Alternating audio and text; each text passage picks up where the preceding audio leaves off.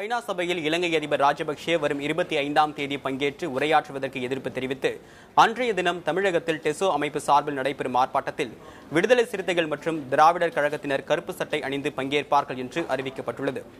சென்னையில் செய்தியாளர்களிடம் பேசிய விடுதலை சிறுத்தைகள் கட்சி தலைவர் திருமாவளவன், திராவிடர் கழக தலைவர் கி வீரமணி ஆகியோர் இதனை அறிவித்தனர்.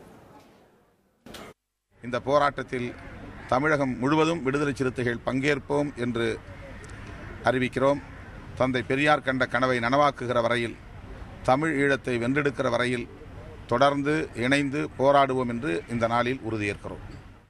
அந்த 25ஆம் தேதி தமிழகம் முழுவதும் தமிழர்களுடைய இல்லங்களிலே உணர்ச்சி பெற்றோர், நியாயம் கேட்போர் அனைவருடைய உரிமை குரலாக கருப்பு கொடிகளை ஆங்காங்கு இல்லங்களிலே ஏற்றுவதோடு கருப்புடை அணிந்தோர் தம்மை மிக தெளிவாக காட்டி நியாயம் கேட்போம்.